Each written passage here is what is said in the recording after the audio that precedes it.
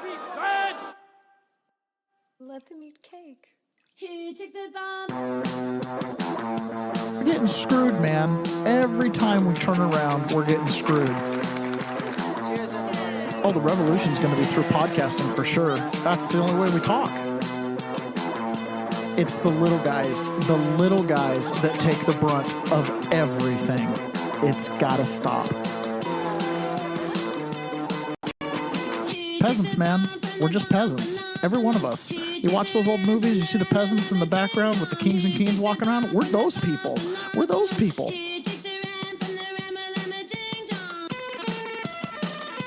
Good morning, peasants. Welcome to another episode of The Peasant's Perspective. Carlitos, good morning. Carlito and Tiffany, good morning on YouTube.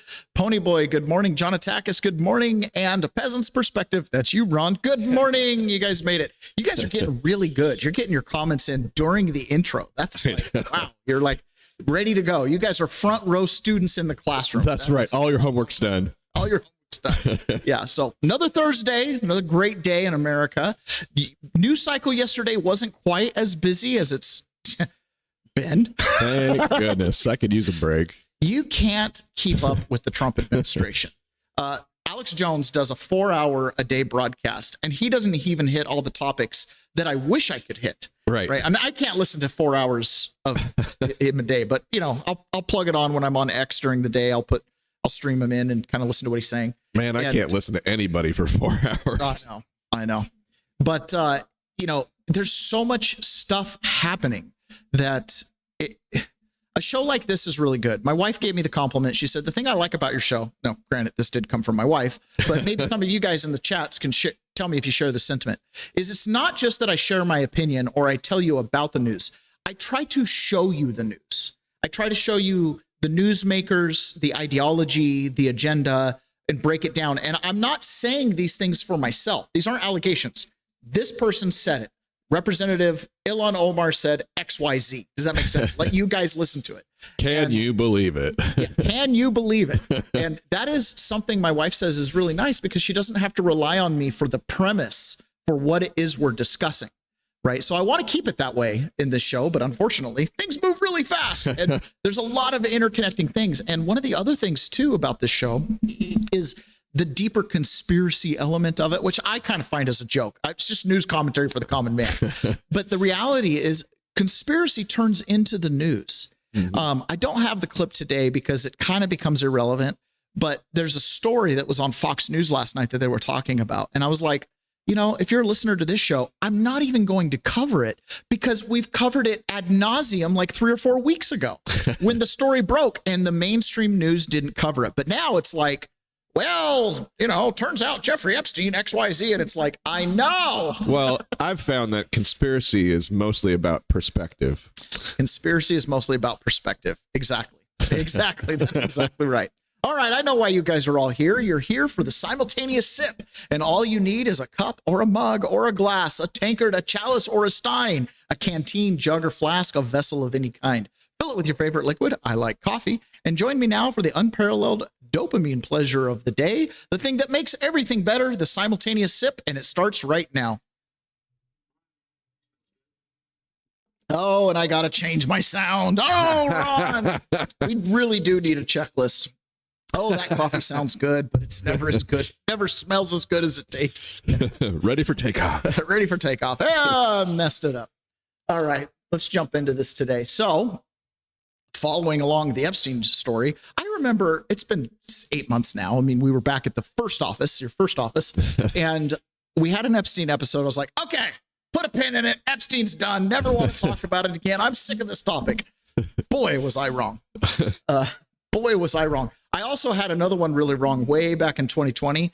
There was COVID happening and we were like lockdowns. And I can't remember exactly when it was, but it was like post the 2-week plus then 30 more day lockdown, post the vaccine is on track.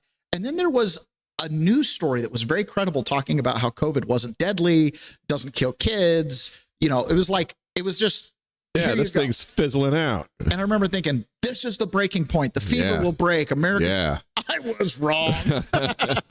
Again, facts don't matter. Narratives do.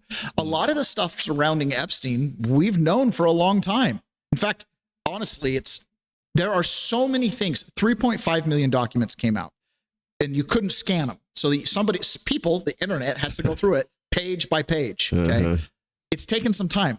Every day there's a new stunning revelation, and we're way past now. I mean, there is stuff trickling out about the horrendous stuff, right? The trafficking stuff.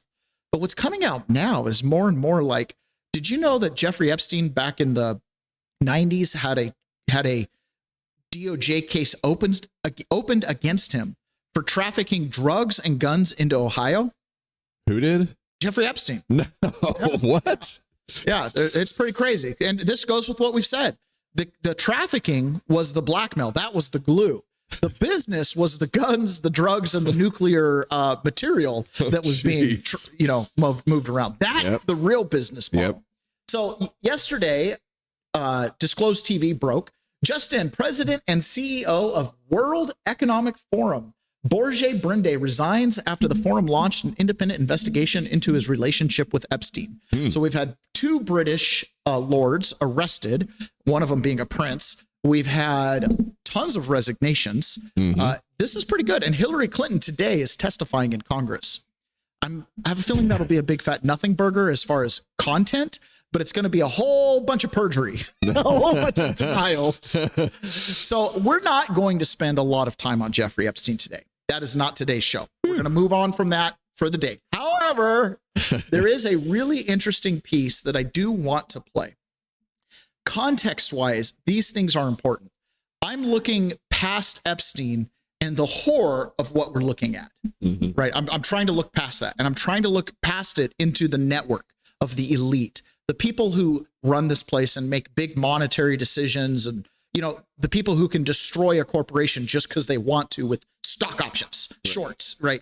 I'm trying to see into that network a little bit, and what I'm finding is it's stunningly, it's scary how much this Jeffrey Epstein character, who just won't die, touched my life, affected my generation of people. This is, I cannot remember this guy's name. Julian Dorian.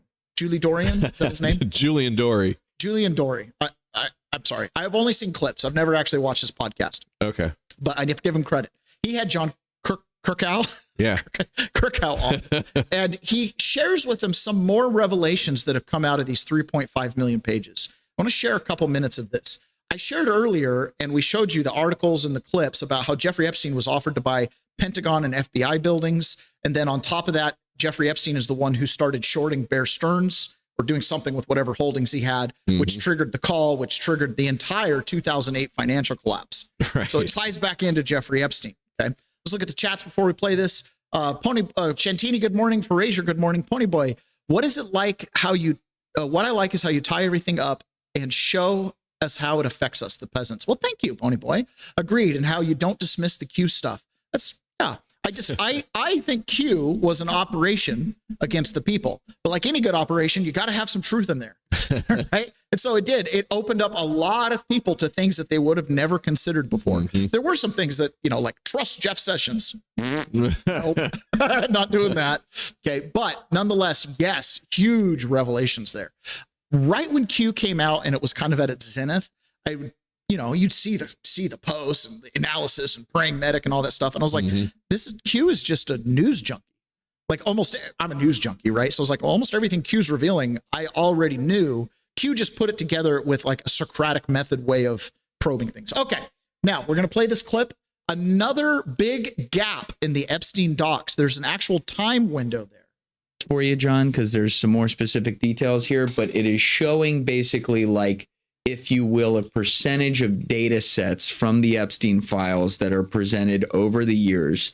And we can see that there is a massive gap and basically like you in the chart, if you will, between the years of 1999 to 2001, when, among other things, you had the tech bubble blow up. You had, I believe that's 99 is when the Lewinsky impeachment trial's happening. You have the election of 2000, the highly contested election of 2000. Do you remember the hanging chads? Oh, yeah. The hanging chads, by the way, total fraud. Total fraud. The whole thing, that stolen election, 2000, no doubt about it. 2000, John Kiriakou. Oh, yeah. Where I don't know, someone Google this for me, but I think there was a big point of contention in Palm Beach County as it pertains to that election, and that's where one Jeffrey Epstein did happen to reside. Just looking at some things here. Yep. And then in 2001, you have the worst terrorist attack in United States history in New York and DC and in the skies over that fell over Pennsylvania with United 93. And suddenly all these files are missing. But John, we did get an email from 2003 that slipped through the cracks. Really? Oh, you haven't seen this one? No, I haven't seen it. So there's an email thief. Boom. He's got it. He's all over it. So this is from 2003. Someone named Ed Epstein sends an email to one GMAX, Ghislaine Maxwell, saying any interest in being on the Shadow Commission on 9/11, the membership list is secret. She responds, thanks for the invite. Unfortunately, I cannot be on the Shadow Commission. A Shadow Commission. It takes my breath away. Oh my God. This should be the banner headline. What do you make of that? I don't even know what to say. When I got the phone call from the FBI, I got a text message from my neighbor saying the FBI's been to your house. Sent me a picture of the business card. I called the FBI. I was on a lot. I was on a property. I was doing a septic repair for a guy. I'd just gotten back. I'd been back from January 6th for like a week. When I started, I have a feeling that this story that you're going to tell me is about reaction time. Okay, go. Well, I don't know. So I was on this property and I show up to do the work and I just gotten back from January 6th. And so I tell the guy, I was at January 6th, you know, all this stuff happened. I was there and he's listening to me just absolutely like, you were there. And then he goes, I got to tell you something about myself. He's a YouTuber. He makes documentaries about 9/11. And he made one very long couple-hour documentary. And one of the things he showed me, he says 9/11 was an occult ritual. And he starts kind of describing to me all these occult things and the checkered board and the towers and the scriptures. And he's just going, and he's like, the Trilateral Commission, he's going, right? And I'm tracking with him. I'm like, okay. Well, sometimes you run into some weird people on You the do. job site. And this definitely was one of those weird people. Okay. So he shares me the link to this video and I watch it. And then, you know, day 2 or 3 of my project with him is when I get this FBI call and I call the FBI and I talk to him and I think everything's good. And then I tell him, I just talked to the FBI because of J6. And he's like, he's like having massive panic attacks. Like this guy has done everything he can to be anonymous and not, you know, but he's put some serious research out there that had been grabbed by like the engineer or the architects for 9/11. Like, so it's like, man, he's like, listen, people ask me all the time, do you really think 9/11 was an occult ritual? Do you really think it was a setup? And he goes, listen, I don't know if it's true or not or anything, but I can tell you this, whoever perpetrated it believes it is. When I see this and we have this gap of time here and the United States government has done everything it can to cover up 9/11. No Saudi Arabia involvement, who the terrorists are, John Brennan approving passports, Rummler, hey, John Brennan just gave me the Medal of Honor. Epstein, hey, how can we take out Trump? Do you see? This is a cabal. Ghislaine Maxwell was asked to be on a shadow commission. This is ex-CIA officers like, I know what shadow commissions are. That's who finds out the truth or covers up the truth so that the real commission... I said this, Epstein ruined my life because in 2008 or 2007, he caused the financial crash. The year I graduated college, he literally ripped the opportunity out from under me. 2011 happened my junior year of high school. 2011 stole friends from me, stole some of my friends' legs and arms and PTSD, stole their families from them, stole their futures from them. Some of them didn't come home. For what? This is a 9-minute clip. We don't have to play it all, but this is deadly serious. Well, and also, you know, I watched this entire video. I love Julian. He's great. And when he had Kirkow on, I had to see it. And when I got to this point in the video and I saw this gap in the files and I was like, oh my gosh.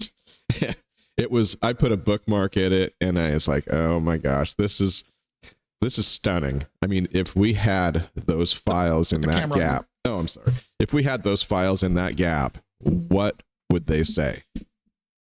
And I think you and I have like sneaky suspicions about what they would say. And there's a lot of other people that have sneaky suspicions.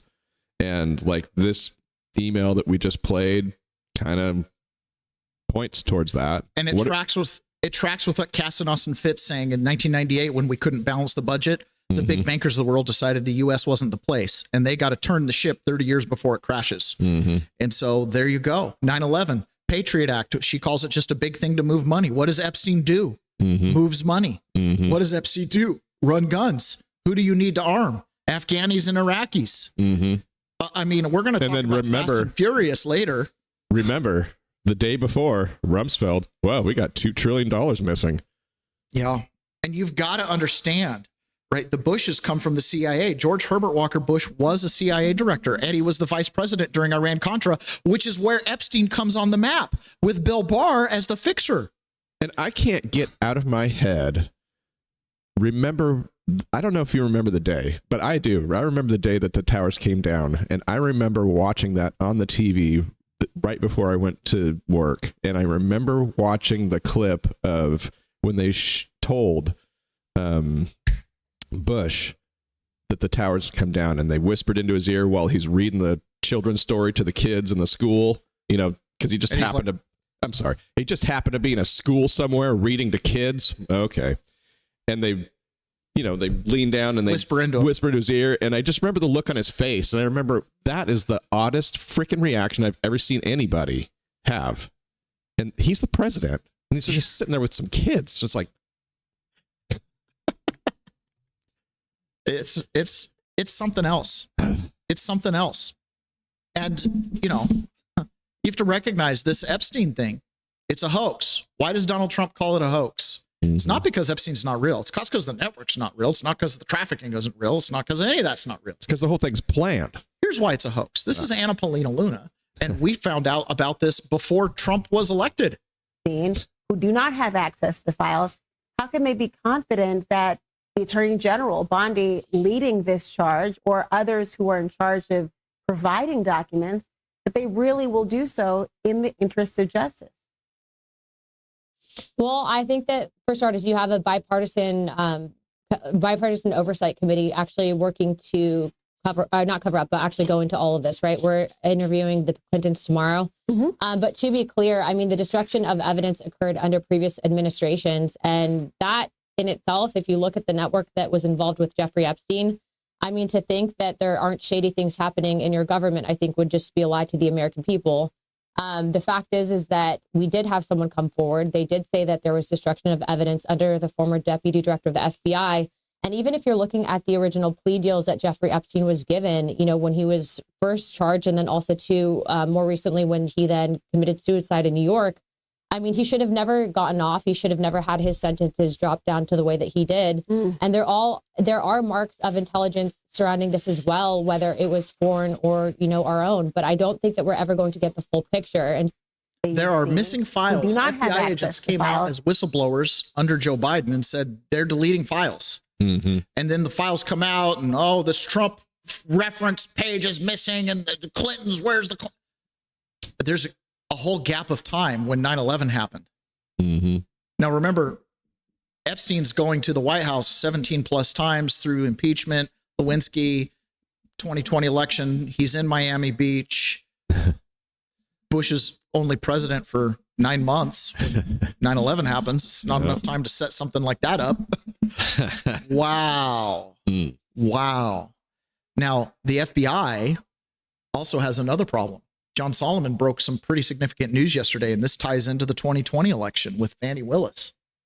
And on that note, a second story that I know you probably heard about, it was trending all day on social media. We're calling it the Fani Files. That's right. Georgia's former prosecutor, the current Fulton County District Attorney, Fani Willis, was indeed plotting all along with the Biden White House, the Biden Justice Department, and the January 6th Democrat Committee to plan her case against Donald Trump and his associates, those who were involved in protesting election results. Now, we all think in America we have protection from double jeopardy, meaning we're not going to be prosecuted twice for the same crimes. But what you see in the new documents that Just the News obtained with the help of the America First Legal Institute, tremendous public interest law firm, we spent 3 years fighting for these documents. Fani Willis claimed they were privileged, claimed they should be redacted, claimed we weren't entitled. We ultimately won them. 8,000 pages in all. You got to see them this morning. Is that the Biden White House worked with Fani Willis and said, listen, we'll pierce President Trump's executive privilege. You can have anything you want. Now, that's very rare. Executive privilege is almost never pierced for a state prosecution or state civil case. Secondly, the Justice Department said, you want access to our people? No problem. We'll sign 2 agreements and allow you to get our best people to testify before your state grand jury. Then the January 6th committee said, come on down, get any documents you want, any videos you want.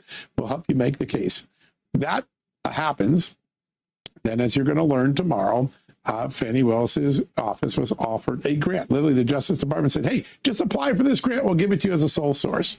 All right, so some money is exchanging during the same time frame. And then Jack Smith brings his federal case against Donald Trump. And then right after it, Fani Willis, just a few weeks later, brings a state case, basically double jeopardizing Donald Trump and all of his colleagues in these cases, double draining the legal resources and the reputational stock that those people had by twice indicting them, and then creating a dual-barreled investigation and prosecution. Now, at the end of the day, and here's where it gets really interesting. Both cases ended up getting dismissed, as you know. But millions of dollars in legal bills were spent, reputations were ruined, and now we're seeing a triumvirate, a triple-headed siren working together. Congressional Democrats, Justice Department, and White House under Biden working with a Democrat prosecutor in Georgia to create that scenario. Pretty significant and serious stuff. Lots of people reacting to that. Oh, I had 2 clips to choose from, and I thought this longer clip would include the other clip. It didn't. The other clip goes on to explain that not only that, she got a grant from the DOJ to do the prosecution. So the DOJ gave her money to basically double jeopardize Donald Trump. But then why would they drop him at the end? They didn't drop him. Oh. They got dismissed by the judge. Oh, okay. Okay. They were continuing to pursue him even after Trump was elected. Okay. It was the judge that said, do not pass go. Okay. So here was the fallout. Brett Baer has, I don't know, whoever this reporter is, they're becoming irrelevant. Fox News, Talking Heads. Okay. He's talking about the fallout. This information was unknown until very recently, AKA yesterday. Yeah, FBI Director Kash Patel out with an allegation that the prior FBI obtained his phone records, and not only his. What can you tell us? Oh, this is in addition to that. Jack Smith spied on Donald Trump, tapped his phone calls between he and Susie Wiles, and recorded a phone call between Susie Wiles and her attorney. Okay. And the attorney knew about it and didn't tell Susie Wiles. Remember how I told you my attorney in the court was like, I always thought I worked for the defendant who paid me, or yeah. A public defender works for the public defender's office. Turns out you work for the court. You can quit. You can not be paid. You can be fired. The court can stay. You're still going to show up. Yep. Right. So if you're a bar attorney, you owe an allegiance to the court beyond anything else. That was one of the funniest part of your whole stories when you first told me. Yeah.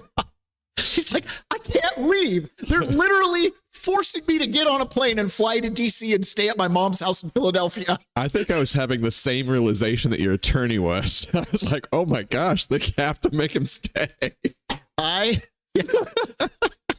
I'm an officer of the court. That suddenly makes sense to me. I know you're the king's esquire. Like, we had an amendment that said no titles of nobility, and we overrode it with no slavery except for conviction. You know, it's like, what happened? We literally swapped out an amendment, and America was just like, meh. Okay, so let's continue here. Right, this has been breaking in the last hour or so. We are told that, according to Kash Patel, the FBI director, the prior bureau leadership obtained his phone records and phone records to current White House chief of staff. Oh, yeah. They spied on Kash Patel. Susie Wiles back in 2022 and 2023. This eventually led into the Jack Smith special counsel investigation into then former President Donald Trump. We're told that some of these records are just toll records, which don't have specific information other than times and dates. They don't have the actual content of calls. But two sources in the FBI say that Susie Wiles' attorney agreed to be recorded by FBI agents in 2023. She did not agree. We've reached out to her for comment. FBI Director Patel, in a statement to Fox News, calls this outrageous and deeply disturbing. And I will add, Brett, that we are told at least 10 Bureau employees have been fired just today over this incident, with more potentially to come. 10 in one day. We're a year and plus in.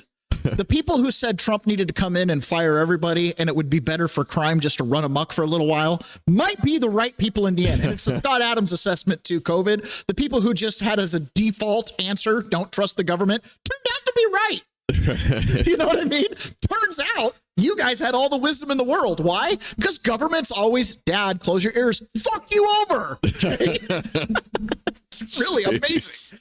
It doesn't mean you can't create a government to do good things, but by the end of its life cycle, it's not doing those things anymore.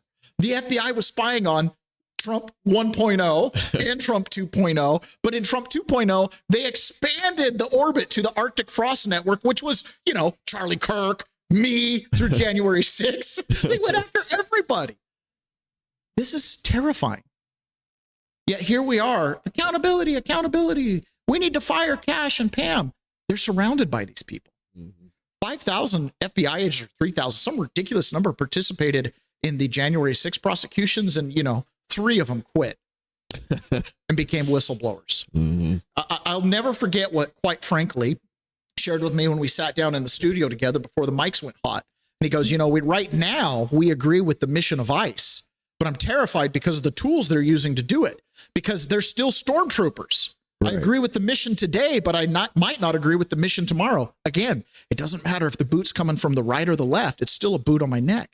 We've let the left put the boot on conservatives' neck for a number of years now, and now the right, conservatives, are getting a chance to put their boot on the communist left.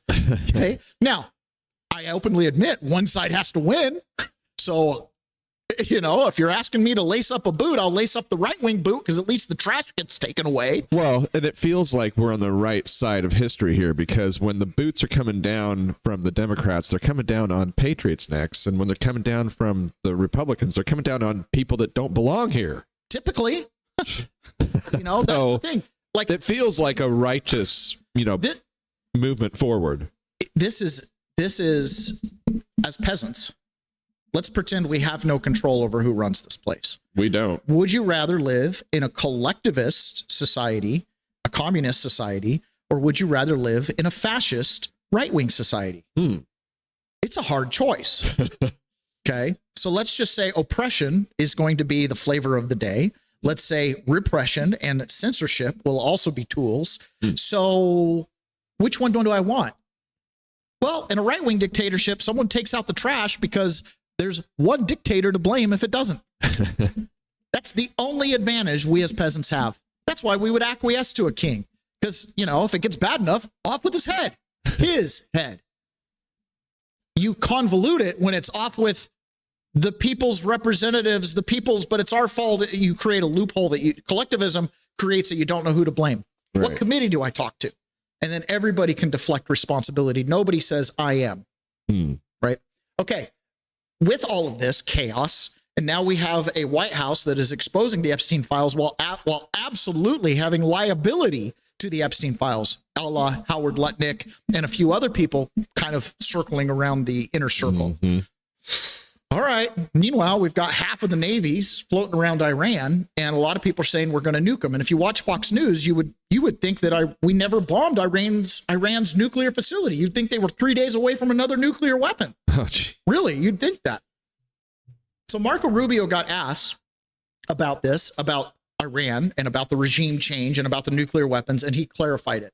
This is a breath of fresh air. It's a breath of fresh air to hear a cabinet secretary not just sticking to the rhetorical talking points and giving us a little bit of reality. Iran is one of those countries that, while we don't want to go to war, we shouldn't have gone to war with the other 7 countries in the Middle East, but Iran should have always been the only target. You know what I mean? There's no reason to kill the farmer in Venezuela when you can go pick up Maduro. It's kind of the same thing going on in the Middle East. He didn't need to take care of Iraq. Saddam Hussein really wanted to be American. Right? He really liked the West. Okay. There was like Gaddafi was, trying to return Libya to the people. Was he a king? Sure. But again, you could blame him if the trash could get taken out. But what did he want to do? Come off the dollar. What did Saddam Hussein want to do? Come off the dollar. What did Kuwait and Saddam Hussein, when he took over Kuwait, try to do?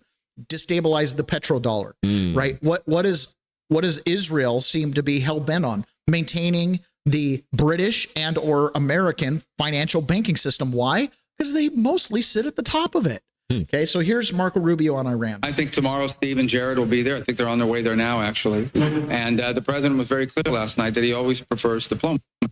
But I want you to and everyone should know that Iran poses a very grave threat to the United States and has for a very long time. They are in possession, first and foremost, after their nuclear program was obliterated. They were told not to try to restart it, and here they are. You can see them always trying to rebuild elements of it. They're not enriching right now, but they're trying to get to the point where they ultimately can. The other thing I would point you to, however, is that Iran possesses a very large number of ballistic missiles, particularly short-range ballistic missiles that threaten the United States and our bases in the region and our partners in the region, and all of our bases in the UAE, in Qatar, in Bahrain. And they also possess naval assets that threaten shipping and try to threaten the U.S. Navy. So I want everyone to understand that, and beyond just the nuclear program, they possess these conventional weapons that are solely designed to attack America and attack Americans if they so choose to do so. So the threat from Iran is the fact that they just foment war and they foment terror around the region and here in the United States as well. They've got missiles that can reach our allies, reach our bases. That's not a good thing. Now, on the flip side of the coin, the cynic in me is like, yeah, and we also heard a whistleblower say those bases are lily pads for human trafficking. Well, and we also maybe Iran should hit them. I don't know. Marco also just admitted that they don't have any enriched uranium. They're just working towards that goal, which is the refreshing thing to hear. They're not close. We're not on the eve of nuclear winter, right? That is like. But in the same breath, he also said, well, they're the target is America, the target is our bases, and everything was about building up evidence for why there needs to be action or why we need to be there. Or let's go back. This all ties into money. Okay. What did Marco Rubio tell us a week ago? He said in 5 years, sanctions won't work.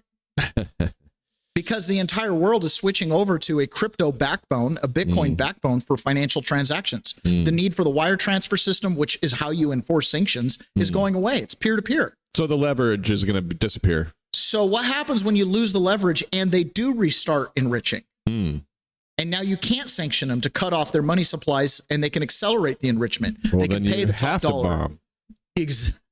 So there's a race to the finish here. You have to eliminate the regime that has bad intentions because you're going to lose your tools to stymie them other than launching a rocket. This is the white paper that was put out. This is a very logical pathway. Okay. This is the white paper that was put out saying the world order is changing. This is Ray Dalio to where might makes right, and it's what you can enforce. You don't have the levers that you once had. Brazil and China are doing direct transactions, and America can't do anything about it. Once Iran can start doing direct transactions, America can't do anything about it. Okay. So this is a huge deal. In fact, Israel is changing its primary alliance from the United States to India.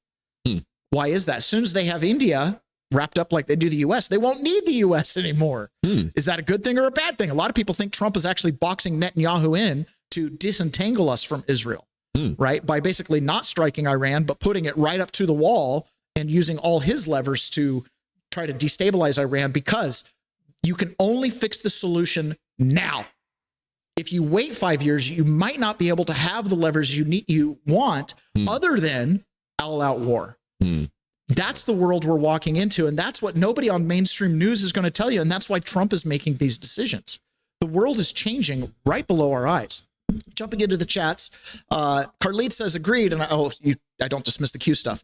Shantini, I agree with her and Ponyboy, thank you, and Carlite's. Reason 411, good morning, and Ponyboy 3255, plead the fifth the whole time. Always a good answer. Okay, so let's look at this here. This is from Alex Promptor, don't know who that is, but he says something interesting. There was a paper put out right here, and this is the white paper. large-scale online de-anonymization with LLMs. So I'm just going to read his breakdown here. Holy S, your anonymous internet identity can now be unmasked for $1. Not by the FBI, by anyone with access to Claude or ChatGPT and a few of your Reddit comments. ETH, Zurich, and Anthropic just dropped a paper called Large-Scale Online De-Anonymization with LLMs, and the results are the most alarming privacy research I've read this year. They built an automated pipeline that takes your anonymous posts, extracted identity signals, searches the web, and figures out who you are. No human investigator needed. Fully autonomous, works on Hacker News, Reddit, LinkedIn, even redacted interview transcripts. Here's how bad the numbers are. On Hacker News, 67% identified correctly. When the system made a guess, it was 90% right at the time. So human beings guessed about 67% of the time when they set out to find out who an anonymous account was. The ChatGPT models, the AI models, did it 90% of the time. On Reddit academics posting under pseudonyms 52% of the time. On scientists who interviewed transcripts were explicitly redacted for privacy, 9 out of 33 still got unmasked. The pipeline works in 4 steps. They call it ESRC. Extract identity signals from your posts using LLMs, search for candidate matches using embeddings across thousands of profiles, reason over top candidates with models like GPT 5.2, calibrate confidence when it does so. The classical de-anonymization method, well, from the famous Netflix prize attack, nearly 0% recall across every test. LLMs don't just improve old techniques, they make old techniques look like toys. When they scaled and temporarily split Reddit profiles, matching users' old posts to their newer ones across a full year gap, the pipeline hit 67% recall at 90% precision and 38% recall at 99% precision, meaning even a year of changed interests and different conversations wasn't enough to hide. More reasoning compute, better de-anonymization, high reasoning effort doubled recall at 99% precision in some tests. Another frontier, models get smarter and this attack strengthens automatically. Every model upgrade is a privacy downgrade. What makes it nearly impossible to defend against? The pipeline splits into subtasks that all look benign. Summarize a profile, compute embeddings, rank candidates. No single API call screams de-anonymization. The researchers themselves say they're pessimistic that safety guardrails or limits can stop it.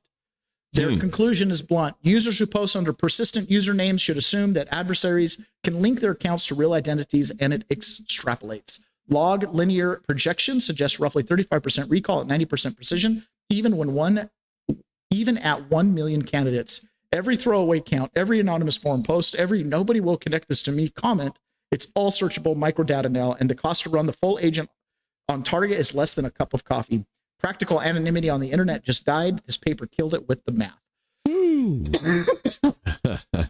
Good and bad. Yeah. Good and bad. I've been having a conversation. Go ahead and read an ad, Ron. I was wondering if that could be used to like go back in history and like map out who all the people were at Chaz Chop or Let's talk about that after you read a Rumble Wallet ad. Let's check out some Rumble Wallet. Oh man. On. Dude, Rumble. Your AI can hear me talking to you right now. Rumble. Your ad campaigns are not smooth. It disrupts the show. We need you to make it smooth. Okay? When it says failed to accept campaign and we have to click it 9 times, we end up skipping the ad. So please clean this up. Whatever problem. We got one. Guess what? It's coffee. Still haven't tried 1775 coffee. Now's your shot. The 1775 starter kit just dropped. Only 1,000 units. You're getting the bold, dark roast that hits hard, the smooth, medium roast, and the Vitality Mushroom coffee for clean energy and laser focus. No crash. All single origin, small batch, toxin free and mold free. Plus, you're also getting a gold spoon clip because freedom isn't scoops with plastic. A frother strong enough to stir up your coffee and your mother-in-law's opinions in a black 1775 tumbler. $170 worth of coffee and gear, yours for $99. This is for the ones who've been watching 1775 blow up on Rumble, wondering if it's actually worth it. Spoiler, it is. Go to 1775coffee.com/studio and grab your starter kit before they're gone. Bold beans, clean fuel, and a morning routine that stands for something just like Rumble does. Awesome. So I've pretty much conceded the fact that AI is probably here to stay. Why? Because the masters of the universe find way too many ways to use it, and it's useful. Okay. So it's just a matter of time before we, the peasants, start to use it against them or start hosting our own LLMs in our garages. Something's going to happen. Someday we're going to have a Star Wars future where we all have like decentralized computing. But in the meantime, AI is being used to do a whole bunch of stuff, including discriminate against American citizens. Harmeet Dillon just got a settlement, a massive case where AI was using to filter through job applicants and eliminate American citizens. I'm here to tell you about an important settlement that the United States Department of Justice Civil Rights Division reached this week to protect American workers. And this is a case involving an IT recruiting company in Virginia called Elegant Enterprises. Now, why does this matter? It's easy to see when foreigners come in, they take our jobs. One of our show listeners who listens pretty much every day to the replays, Robert, shout out. While I was in prison, he lost his job and he's in IT, and he spent months filling out resumes, sending in applications, nothing. He ended up changing careers entirely and moving into mortgages. Oh, gee. Makes you wonder. It makes you wonder. He would have been qualified maybe for some of these jobs, but there was an AI filter on the job applications. Elegant Enterprises was posting job ads, and they were soliciting specifically for temporary work visa holders. And this, of course, would discriminate against American citizens, which is illegal because national origin discrimination is illegal under our federal employment laws. Now, interestingly, the company defended itself by saying that the ads in question were drafted by AI, which of course begs the question, what kind of prompts and biases are out there in these AI tools? Regardless, it's illegal. And so we got the maximum penalty permitted by federal law in this case. And we are here to put all employers on notice that whether you're using AI tools or whether it's a human being drafting these discriminatory job descriptions, the United States Department of Justice has zero tolerance for any employer trying to discriminate against American citizens who are protected by our laws and who have a right to expect a level playing field. So look forward to sharing news about many more such cases. We've reached several settlements so far in this last year, and there will be many more, unfortunately, because this is a widespread practice.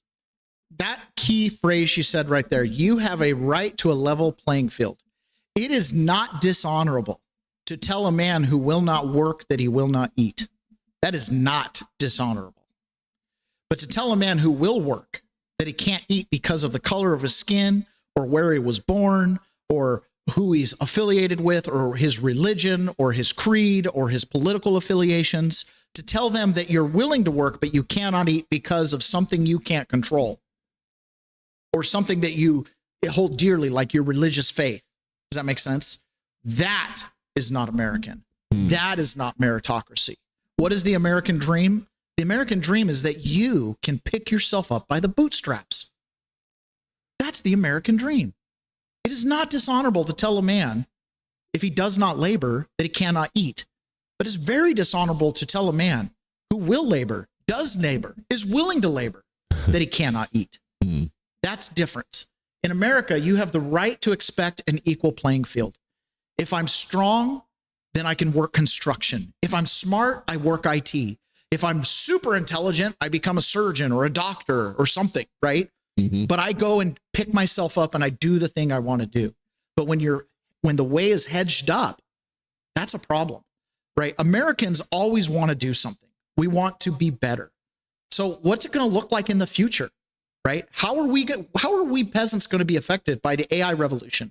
That the people who are creating AI is saying it's going to take all of our jobs. It's going to take all of our opportunities, right? So how do we improve?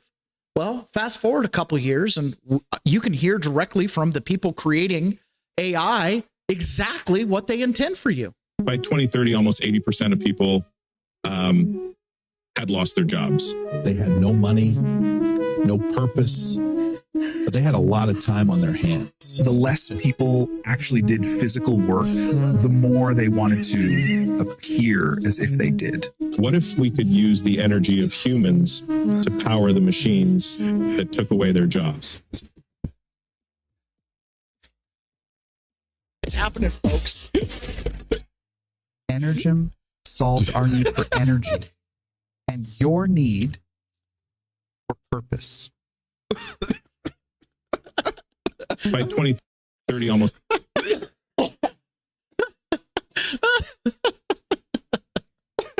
That's pretty good, man. That's pretty good. Oh my goodness. So there you go. All right. That's where we're going. The less people physically labored, the more they wanted to look like they did. I'm like, that is exactly what happens. When I was, I used to go to I was a power lifter. I went to the gym every day for hours. Okay. Because I was doing kind of real estate and I was looking at comps and I was doing a lot of that stuff. So I'd go to the gym. As soon as I started doing construction, no gym. No gym. I was doing heavy labor, no gym. Right. Yeah. And now that I'm standing behind the screen talking again, guess what I'm doing in the mornings? Going to the gym. So when AI takes your job, just offer to run all day and generate electricity for them. The fat neck Sam Altman was the best. Yeah. I love it. They're all aged out. They're fat. Yeah. The more people didn't work, the more they wanted to look like they did. Oh man, how fun is that? G. Pager, what email can be used to send you information? Taylor at 1776.live.us. Taylor at 1776live.us. That's probably the only email I really want to put out there in the public. Okay. Is that right? I just posted it. Yep, that's right. Okay, right. So there was, and I don't check that email every day, so might make me a day or two to get back to you.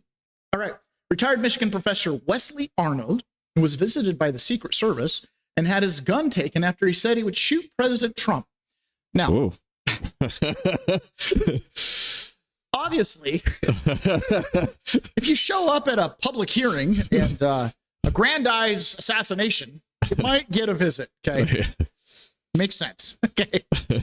But going along with this theme of AI being to de-anonymize people and to scour, what was said, like right now with all the security cameras and everything, like the government, the problem is on the part of the data collector. They cannot go through it, collate it, figure out what's what, right? They got a target to use it. But with AI, it can literally just transcribe everything. All the mics are on, transcribe everything, and they can create maps of connections and ideologies and all kinds of stuff, right? Been having this conversation with Robert, our listener, about how TVs spy on you. Some of them have actual cameras, but even the most benign flat screen smart TV has a listening device that will listen to what's on the screen. So even if you're playing an old VHS, it'll tell the computer that you're listening to an old Disney movie, and they'll advertise you for old Disney classics, right? Like they absolutely... Wire TV, the thing he said to me is Facebook's free, who's the product. TVs are getting cheaper and cheaper. Makes you wonder why they're cheaper. Because there's a back end win for them. Just saying. Okay, so anything you say anywhere, don't put threatening language in writing, and definitely don't walk up to a microphone and say it. I have ordered a high power ATL 36X arriving shortly. Which I hope to actually use to shoot the President of the United States. I'm not kidding. This is Mr. Arnold, a very high, powerful item, and it's great for a headshot at a distance. And I didn't want it to be delivered by drone because I didn't want something like that to be in the wrong hands. That's it. Thank you. Wouldn't want that thing getting in the wrong hands. It's good for shots at a distance. Wow, this guy's not very smart, is he? Did he like think he was going to get to the finish line on that one? To go out and publicly announce it? Yeah. There are some sick folks out there, ladies and gentlemen. There are some sick folks. I got to say, I showed this clip to my wife, or I told her about it. I can't remember. I talked to her about it after I watched it. I don't think I showed her the clip, but I was like, I talked to a guy after I got out of prison that contacted me. He was asking me for money. He wanted me to help him out. And I'm like, I've been out of prison like 3 weeks longer than you. You know what I'm like? I'm still asking for money from my friends and family. You know what I mean? So anyways, they took away my life, man. Like I lost my business. I lost everything in that whole ordeal. And when I got back from prison, like I remember coming in and meeting with you like 3 days after I got back. You're like, how are you doing money wise? I'm like, well, I have like $8. You handed me a couple $100 out of your wallet. You have no idea how much that helped. Okay. Anyways, so this guy calls me. He's like, I need some money. And he's acting like a patriot. I'm like, well, are you a January 6er? And he's like, oh, I just got out of 2 years in prison. Why? Oh, I made a drunken voicemail to Eric Swalwell.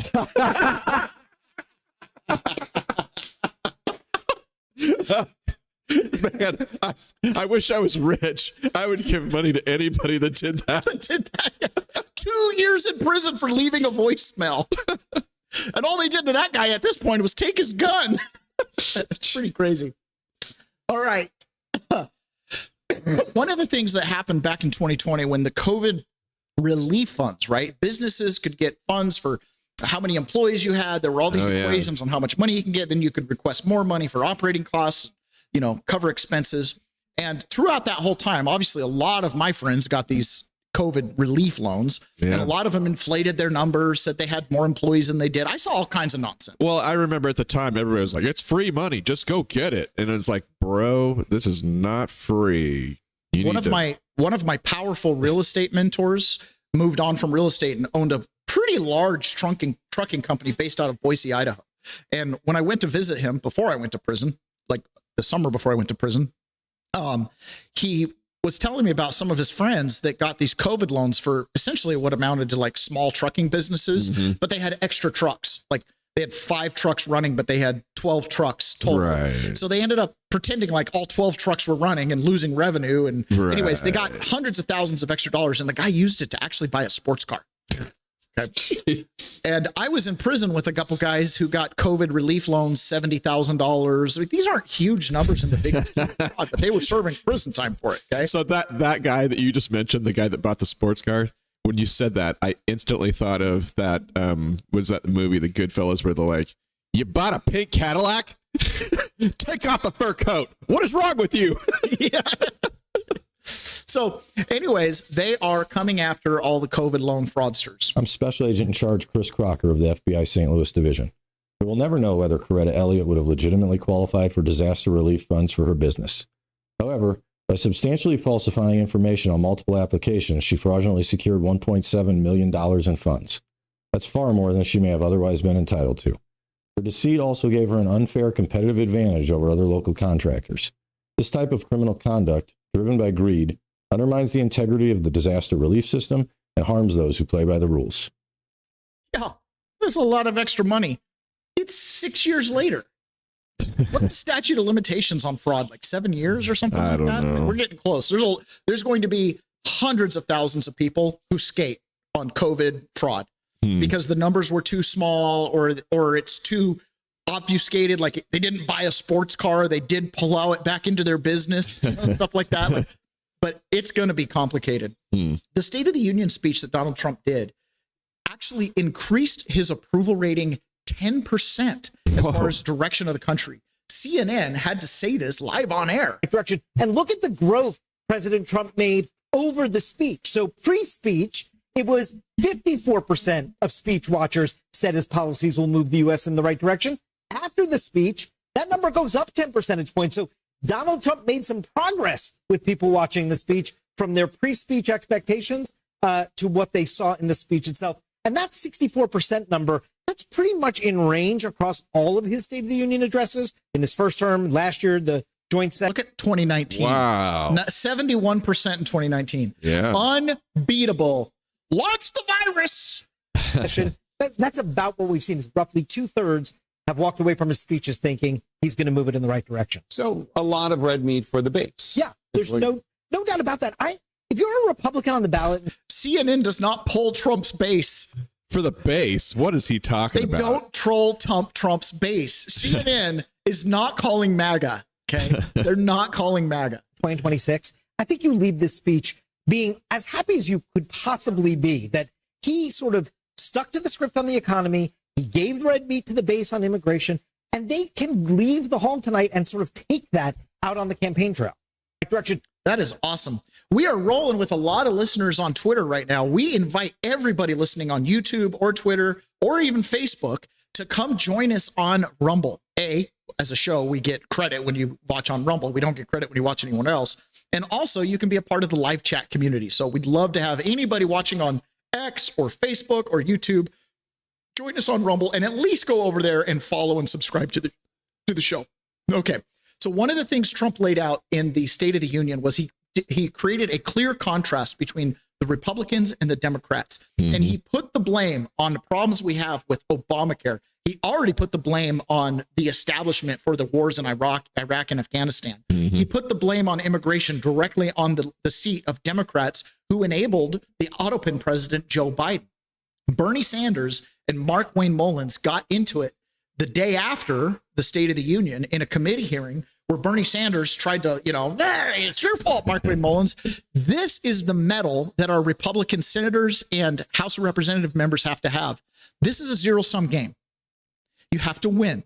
So you have to lay the blame. You have to put the shame in the face of the people who have gotten us to the situation we're in this country. No, you're going to attack me. I'm going to respond. I'm pointing out facts.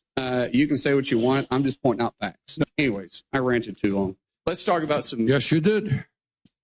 I'm sorry, I didn't ask your opinion on that. And if I cared about your opinion, I would ask you, but I don't care about your opinion. Well, you're part of the system. You're part of the problem. You've been sitting here longer than I've even been alive.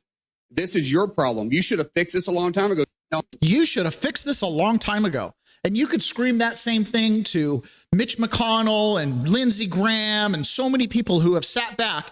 And unless it's about nuking Russia, bombing Iraq and Afghanistan, or invading Iran and helping Israel, they just sit back and let the Democrats do whatever they want. As long as they can get that vote they need for the must-pass omnibus funding bill, which had all the pork for the Democrats. Which is why when Donald Trump in the State of the Union speech officially told America, which we already knew through the announcements, that J.D. Vance was going to be leading the charge against fraud, social services fraud in the United States. And so the day after the State of the Union yesterday, J.D. Vance and Secretary Oz came out and gave this press conference. We're going to listen to a couple clips. This is powerful. This is a scene change. Now, remember, Trump came in for a year. He had to rearrange the global order. He had to establish a tariff regime. He had to ward off all kinds of lawfare from Mark Elias and Norm Isom and all those sycophants and Abe Lowell.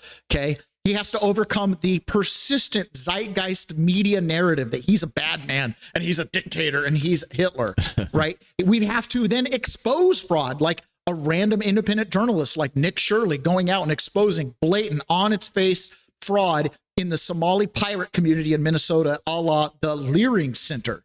Okay. All of that had to happen. And then Trump gets up in the State of the Union, puts their shame in their face. They sit down when he says, are you supposed to represent American citizens and not illegal aliens? They sit. They choose the illegals. So even Democrats, blue dog Democrats, union workers, people who filled out I-9s to verify their citizenship and work eligibility for employment, people who pay taxes, right, at a higher marginal rate than Warren Buffett. They're not representing you, people. So all of a sudden, you're a blue dog Democrat who believes in abortion. C'est la vie. You don't have any representation. Going, they don't represent me. Yeah. Maybe I should go with the party that has a gay cabinet secretary and, just returned abortion back to the states and is kind of libertarian on the issue, but does support life, funds IVF. You know what I mean? Like, okay, let's roll. You're going to see people switching parties, which is why you see the 64%, because when Trump really gets the chance to talk and you can weigh him in the balance on. Well, and you find out that he's all about freedom and you do you. This is the problem with people who are black-pilled on Donald Trump. I'm like, would you rather have just given it to Kamala Harris?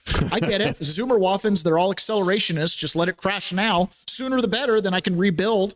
Okay. That's not going to happen.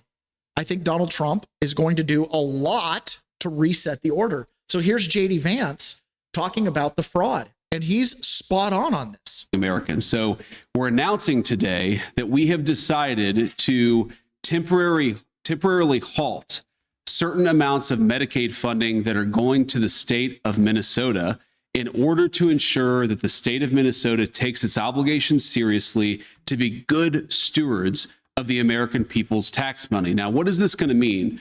What this means is that, first of all, the providers on the ground in Minnesota have actually already been paid. The state has paid those providers the money. What we're doing is we are stopping the federal payments that will go to the state government until the state government takes its obligations seriously to stop the fraud that's being perpetrated against the American taxpayer. There are a few different ways that we're doing that. There are a few different affirmative actions that we're taking today. Dr. Oz is going to talk about those, but let me talk a little bit about the spirit of this and why we're doing it. So number one of the examples of fraud that we've seen in Minnesota that we verified that is just awful is that a program that existed to ensure that autistic children had access to some after-school services has made a number of people rich, not by providing services to needy children, but by allowing fraudsters to take money that ought by right go to American citizens and to American families, and to set up sham businesses, set up sham clients, set up people who are not even autistic but claim to be autistic in order that they benefit from the money that's out there. Now, what does that mean? Number one, it means that a lot of people are getting rich off the generosity of American taxpayers, but more fundamentally and more importantly than that, it means that there are kids in Minnesota who deserve these services, who need these services, and they're not going to those kids. They're going to fraudsters in Minneapolis. That is unacceptable, and that's the sort of thing that we're cutting off with this action today. Let me make one final point about the spirit of this. You know, one of the things I love about our country is that we're a generous country. We're a generous people. We take care of our fellow citizens who can't afford medical care because they're down on their luck. We take care of people who can't afford to put food on the table, even though they work hard and play by the rules. We recognize that we're all in this together. And part of the reason why we have Medicaid, or part of the reason why we have food stamps, part of the reason why we have these programs is we want to make sure that kids who grew up in families not all that different from the family that I grew up in, that they have access to the basic necessities: food, medical care, after-school services when their family needs them, but they're unable to pay. What's happening in Minneapolis, in California, in a number of states all across our country is that the generosity and the good hearts of our fellow Americans are being taken advantage of. We're taking that social contract that says that our American citizens, we take care of one another, and we're allowing a few bad actors to get rich off that generosity of spirit instead of providing the services to the kids who need it. This is disgraceful. It has happened for too long. Far too many people have gotten rich by taking what is the best of the American spirit and getting rich off of it instead of providing services to kids who need it. That is America. Reagan gave the whole welfare queen speech. Apparently, we never resolved the issue. That's a really good speech, right? It's disgraceful what they've done. Yeah. Because real people who need services, the social safety net, the promise of America, that we take care of each other, is that trust is being violated. You're not taking care of American citizens. You're taking care of everyone else, and specifically fraudsters. Kevin Hassett was on Fox News, and he said the administration is waging an all-out war against fraud because they believe that it's going to result in trillions of dollars in savings. Well, what it looks like is that the vice president, who's the perfect person to lead this, gets everybody in government, all the cabinet secretaries in a room, and asks them to, get their people together to study the possible fraud in their agency. And then once the stuff is collected, then JD will work with the Justice Department to fix it. Make no mistake, though, that the Minnesota problem is really the tip of the iceberg. Mm-hmm. And as we've been looking around for other examples in California and Massachusetts and Maine, we've been finding them everywhere we look. And so the president has decided to get the entire government trying to stamp out that fraud, because the fraud means higher taxes for you and bigger deficits for the U.S. Yeah. Imagine a world where we didn't have to pay for these services because they were a small line item on the budget, not 51 or 52% or whatever they are, between Medicaid and the Pentagon. Mm-hmm. They're talking about having as much fraud in the system as the Pentagon budget. Mm. So we could just not fund the Pentagon next year and just use the money that we already have in the system to pay the Pentagon. Imagine not having a defense spending bill because you have extra money. Maybe we could have a big ass pizza party. That's horrible, Ron. I'm sorry. It is horrible. That's a lot of dough. So Dr. Oz talks about another vector of fraud down in Florida. Breaking today. Oh, excuse me. No. Oh, they announced that they're making a whole of government approach to fraud. Mm-hmm. And yesterday there was a raid on the California Superintendent of Schools' house and place of business. It's raiding the Los Angeles Unified School District headquarters and the home of Superintendent Alberto Carvalho. The FBI confirming that it executed search warrants, but withholding any further detail. The superintendent has recently made headlines for for fighting with federal officials over immigration enforcement efforts in his district. Sandra? Okay, John. There's also, additionally, there has been $76 million in misplaced taxpayer funds, falsified student attendance records, and more.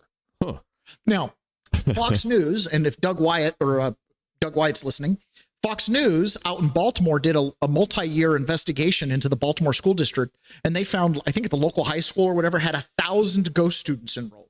Students who never attended, but they collected funds for their attendance. Okay. $76 million, one school district. Wow. Can it add up to $1 trillion? One school district in LA just has $76 million missing from its budget. Wow. So now this is Mehmet Oz talking about the autistic problem. Some of these horrible stories. The vice president started highlighting autism. Let's get into the details of what's really going on in Minnesota. These are real cases from our group at CMS. These are adjudicated numbers.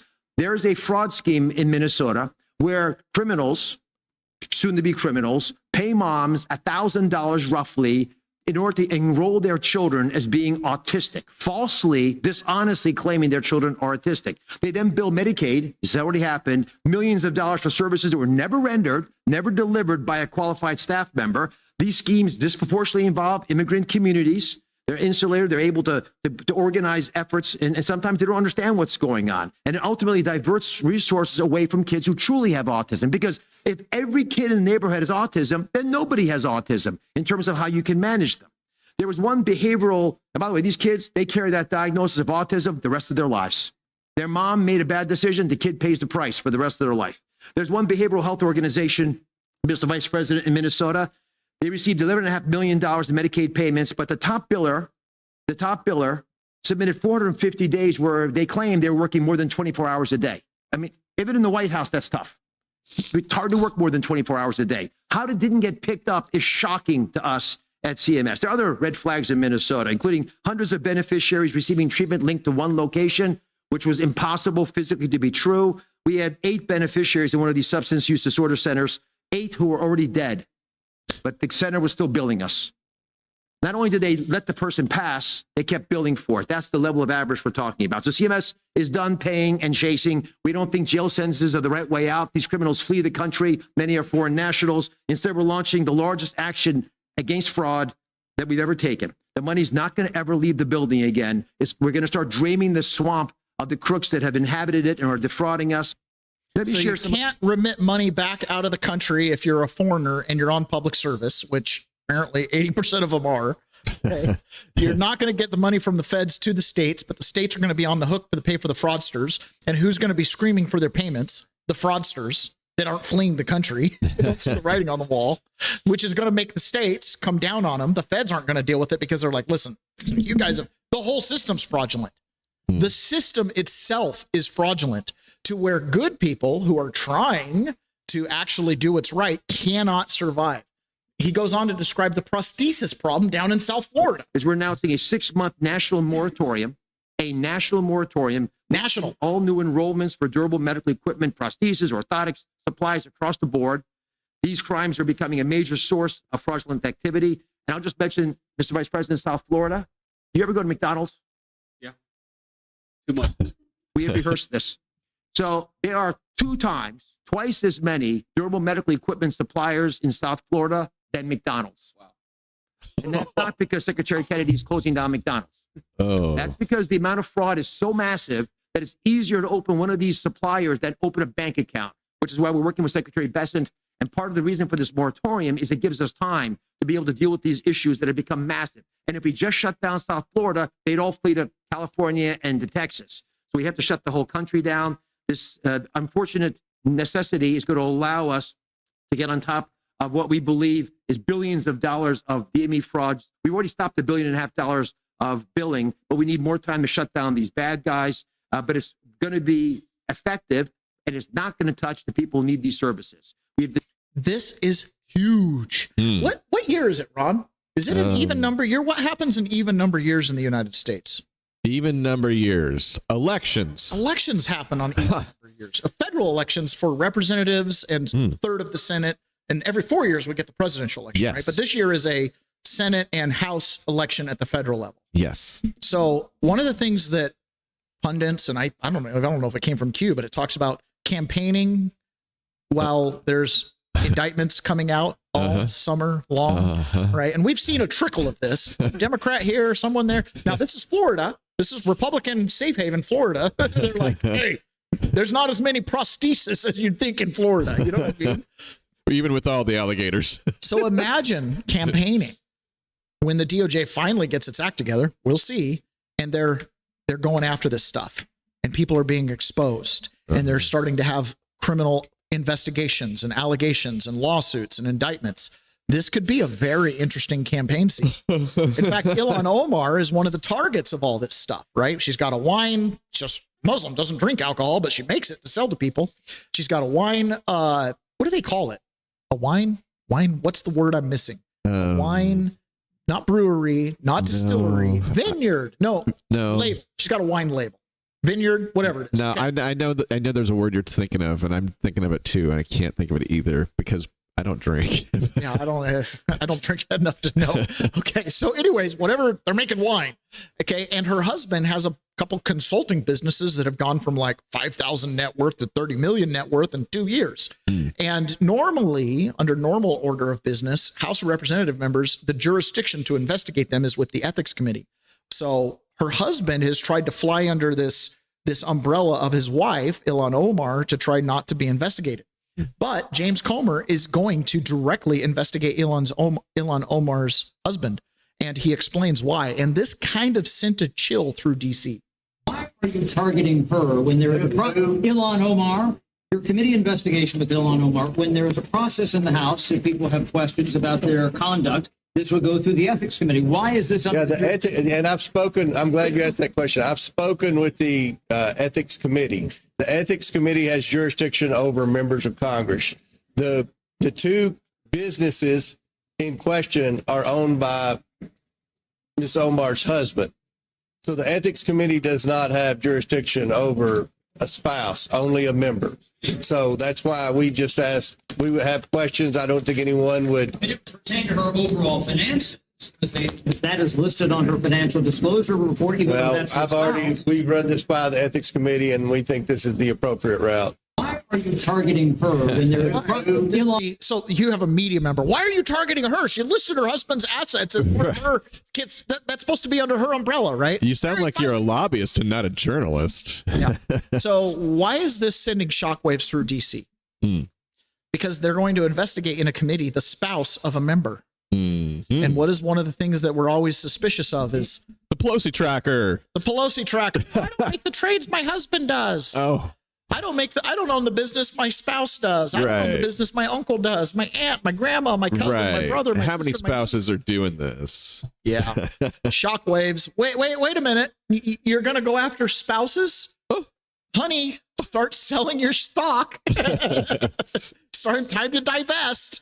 There's a whole bunch of new trusts being filed this afternoon. Bitcoin, please. Yeah, Bitcoin, please. Save me. Big deal. Yeah. Big deal. Again, it's incremental steps, right? So there was a whistleblower named Jeffrey Prather, and he said this. He said, since my statement on U.S. government guns to the government of Mexico is so popular, here is the basis for my conclusion. I was a Tucson DEA agent liaison to the ATF. Okay.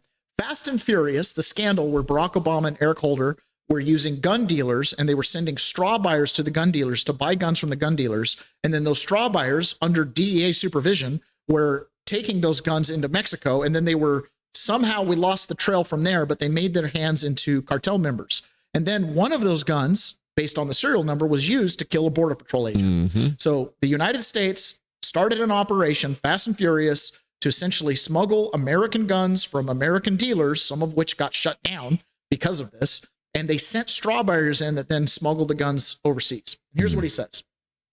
He says, and I was a local police illegal gun task on a local police illegal gun task force. Thus, I had access to federal and local gun data. Lastly, and this is important, the U.S. gun registry is the most comprehensive in the world. So while other countries' guns end up in Mexico, their records are less clear. Finally, to clarify, so basically, if guns come from other countries and they end up in Mexico, we don't know how they got there. But if it's made in the United States, those serial numbers are tracked.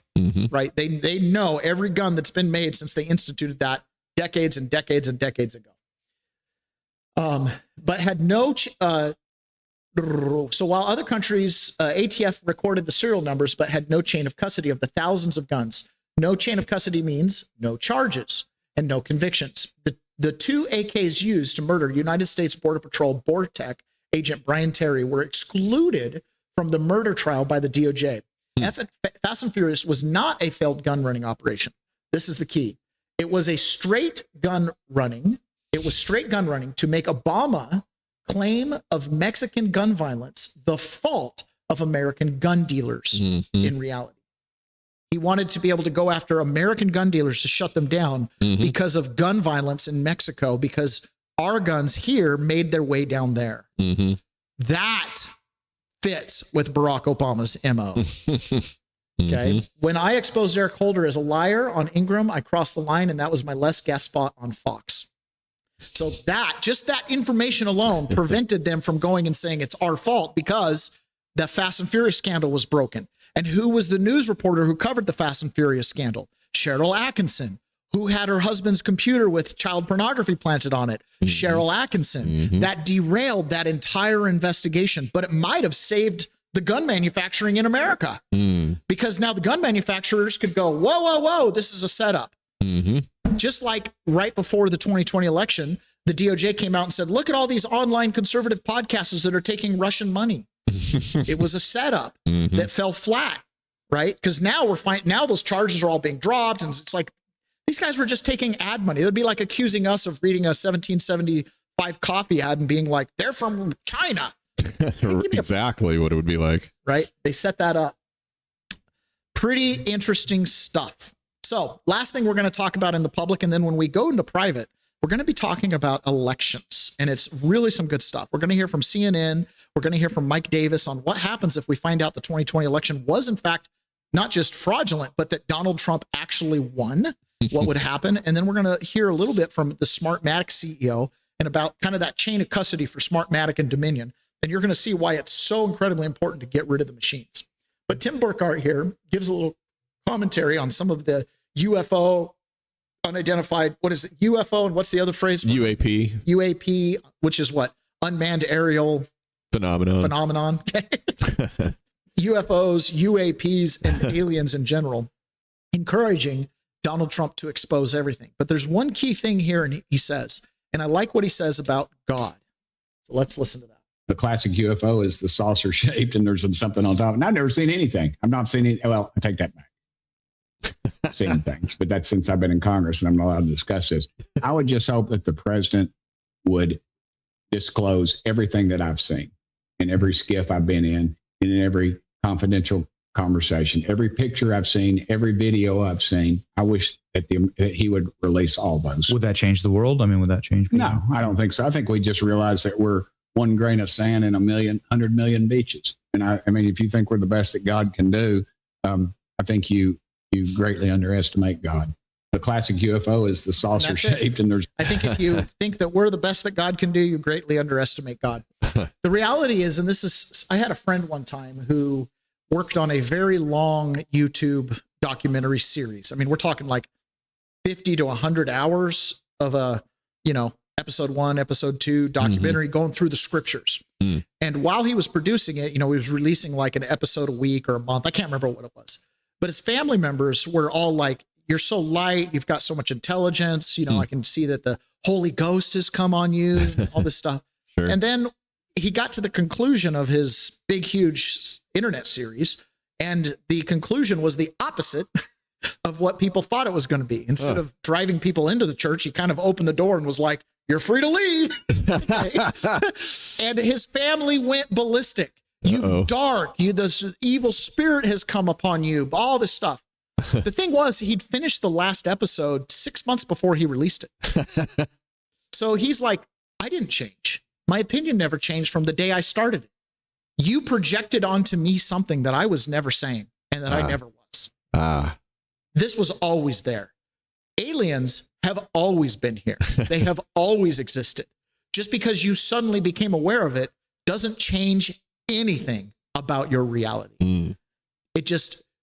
increases your perception of what was already there. You see it finally. And once you see it, you can't unsee it. And now you get to choose your reaction to it. That's the difference. We get to choose how we respond to any stimulus that we get. That's the lesson that every prisoner learns. That's the lesson that every hostage eventually learns. And that's what happens when you find out. You never know how strong you are until being strong is the only choice you have, when you can choose. Right? So no matter what happens, we have to live here. Even if aliens get disclosed, it's not going to make you richer. Even if they arrest all the fraudsters, it's not going to put food on your table unless you're a taker, second-hander, as Ayn Rand calls you, right? So go do something. Change the future with the reality you see. Add some value. Add some value. All right, that's it for the public side of this broadcast. We are going to be jumping over into private. All of you that are, we had a great crowd on X today. Please join us on Rumble. Join the premium Rumble so you can join us in private, where we talk about a little more deeper subjects, and that's where the unoffendables live. In private, we can say anything we want, and only the Rumble audience will hear it. And I'll give you the cheat code, the audio audience. So if you are a live watcher or you're a video watcher, that is awesome. But please, all of you on your phones have a podcast app. One of them, we're on all of them. Look up Peasants Perspective and set your podcast app to download all the episodes. It'd be great if you downloaded the whole library, because then I get credit for all of it. But, download the episodes every day. It helps us a lot. We are literally on the verge of being self-sustaining on the audio side of things. So maybe self-sustaining. We'll see. But either ways, please enjoy that. Won't change your listening experience, but it helps us out a lot. In fact, you get the private side if you listen to the audio. All right, that's it. We'll talk to you guys again later. Bye.